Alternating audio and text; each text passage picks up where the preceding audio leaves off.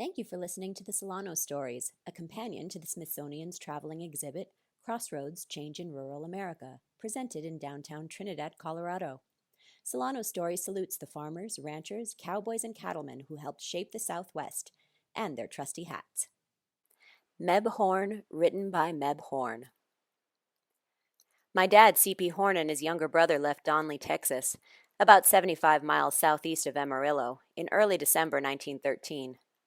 They each had a covered wagon filled with camping equipment, bedrolls, and whatever they thought they might need to homestead in New Mexico. My mother, my older sister, and my brother and myself, I was about 5 months old, stayed in Texas with my mother's folks. When my dad and uncle got into New Mexico, around the San Juan and Logan area, it was late December.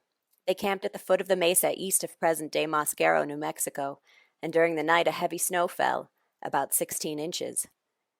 The snow was so heavy their teams couldn't pull the wagons up the hill, so they doubled their teams. They each had their own horses to pull them up the hill. I've never been to the old road which they used, but I'm sure it didn't compare to the present-day road. It took them all day to get both wagons up the hill. Needless to say, I wasn't an eyewitness to this operation. They arrived in Roy a day or two later, which became their headquarters while they searched for land suitable for homesteading. They finally settled about 5 miles west of Mills, New Mexico. My mother, my older sister, older brother, and I arrived in Roy about the middle of January 1914 by train. Needless to say, I wasn't very much help since I was only 5 months old. So I grew up west of Mills, New Mexico. I guess I've always been addicted to hats. My mother used to tell that someone gave me an old hat and I wore it from the time I got up in the morning until I went to bed. I remember she wouldn't let me wear my hat at mealtime. She always had to make me take it off when I ate. Just one more reason why mothers get gray.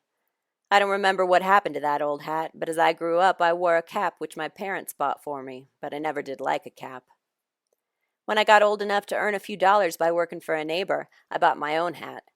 I don't remember the amount I gave for it, but it was a Stetson, size 7 1/8 inch. I think the price was about $6 or $8. How about that, Ralph? While I was growing up on the homestead, my dad applied to New Mexico Cattle Sanitary Board for a brand for Western. I remember the brand HO on right ribs, which he used for several years.